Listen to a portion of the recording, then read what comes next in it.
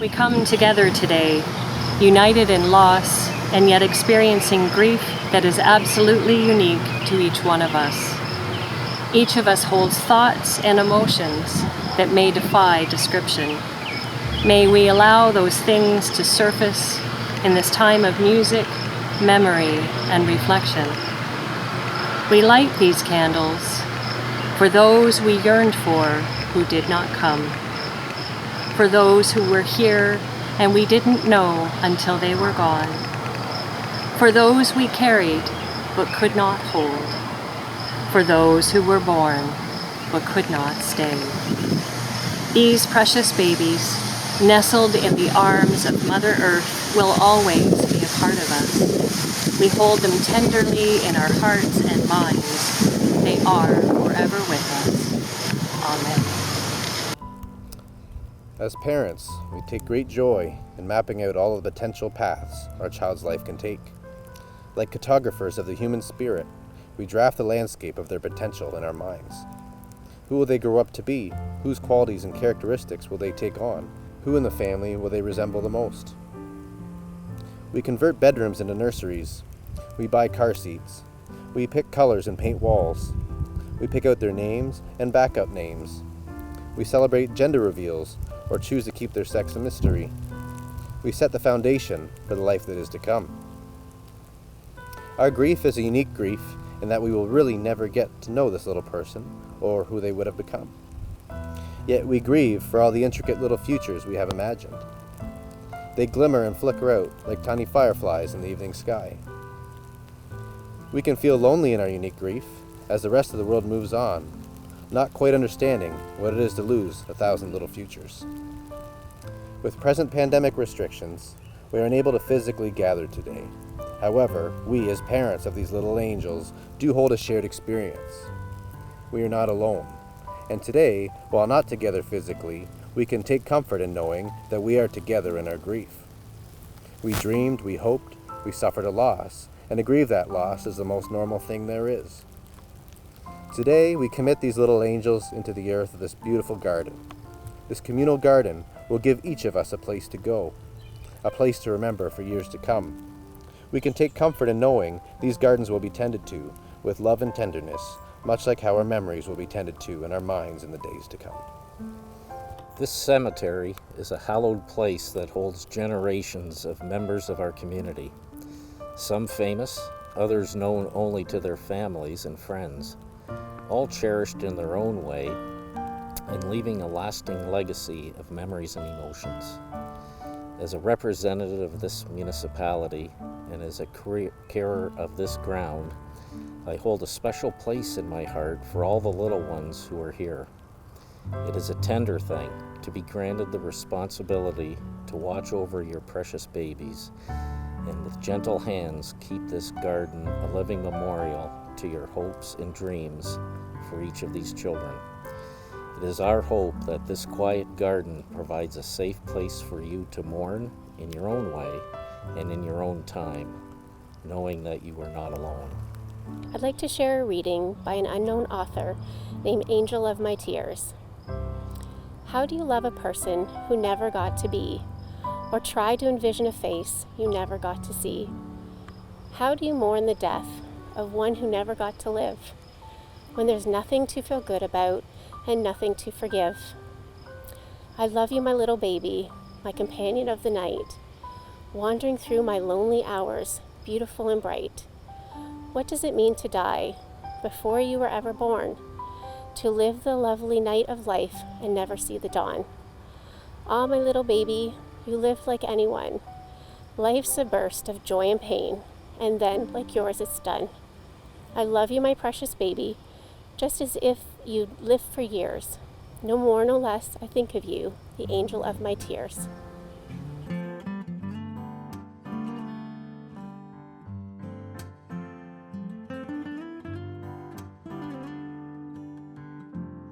I am you, and you are me.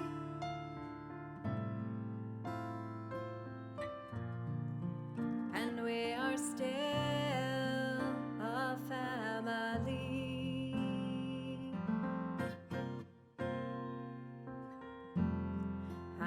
find your place, will change and grow.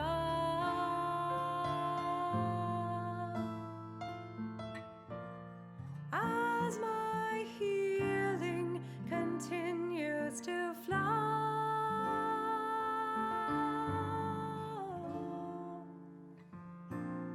I am you, and you are me.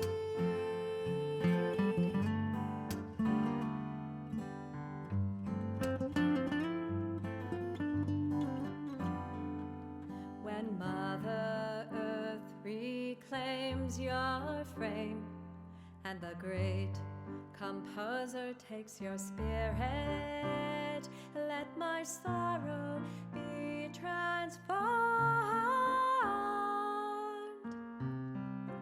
into invisible thread, heart stitched together forever. As I began to consider what I might say today, I came to visit this special garden. I was struck by the peacefulness of it, cradled here among the trees and flowers, and was delighted to notice that wild strawberries were starting to flourish in one of its corners. These gentle signs of life in a place that holds such loss. The symbolism of trees holds a particular place of meaning for me. They remind me that we are all interconnected through our shared experience of living on this earth. We are all children of the universe, like the trees and the stars, and we each play our part. Trees are communal. They share nutrients underground to shore each other up during times of scarcity and stress. They use various forms of communication to alert each other to danger. New generations are set free on the wind to land and flourish elsewhere. As humans, we exist in relationship with one another. Our identities are influenced by the interactions we have as we go through our days, and we often benefit from the support of our families and communities. We live in hope that our lives have lasting meaning. Trees grow in two directions, up and out with their trunks and branches, down and out with their roots. They naturally reach towards the light and root down for water or stability. Like trees, we each do what we need in order to sustain ourselves. Sometimes we reach out to others and receive shelter and support from our neighbors and our communities. Other times, we are at work below the surface, each undergoing our own processes in response to this loss. Sometimes, however, we may feel like the lone cypress, clinging to a rocky outcrop and using all of our resources to keep going. Our lives are marked and shaped by our experiences, and like trees, the wounds of our lives are often hidden deep beneath the surface, visible only when revealed to the outer world. Trees are resilient, and when bent by wind and weather, they heal over the injured places and once again stand upright. Those marks are forever recorded on their life circles and become a permanent part of each tree's story.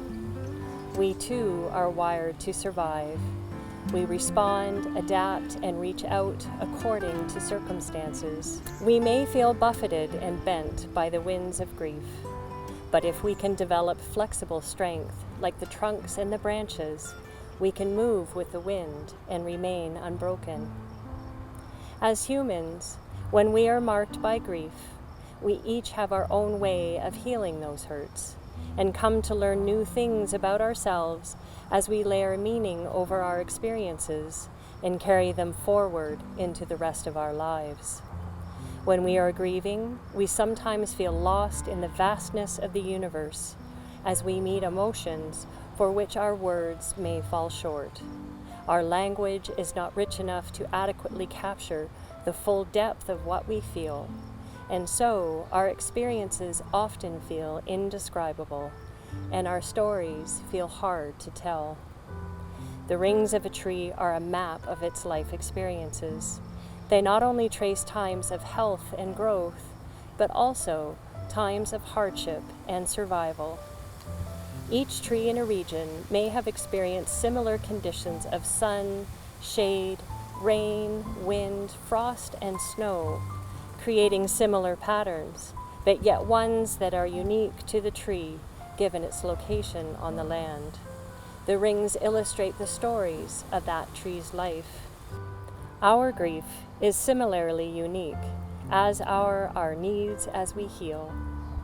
Perhaps as we think about the rings of our own life experiences, we might be able to visualize what we have already walked through, and those footprints can help guide us forward as we continue to find our way in response to this loss.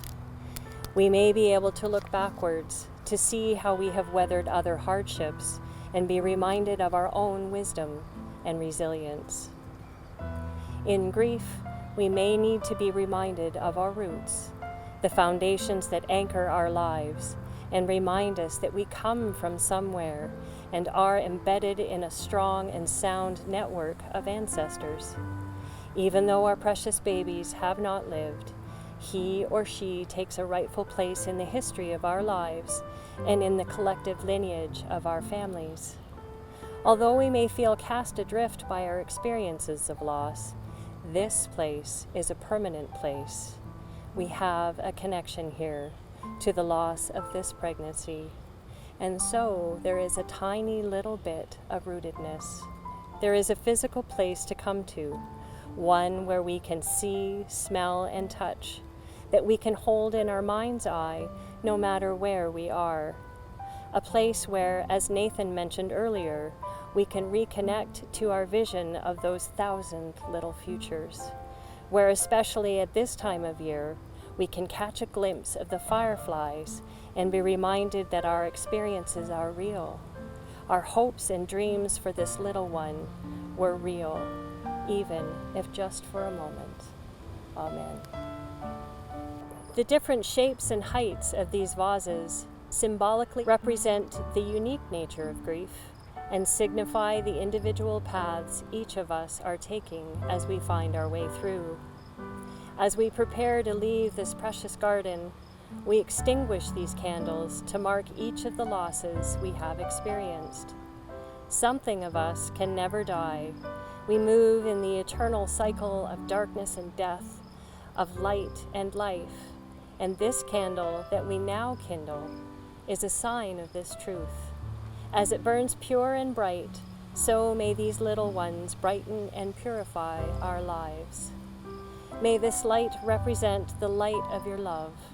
May it be your North Star, your compass point, your inner voice guiding you onwards, knowing that no matter where life takes you, this little life goes with you.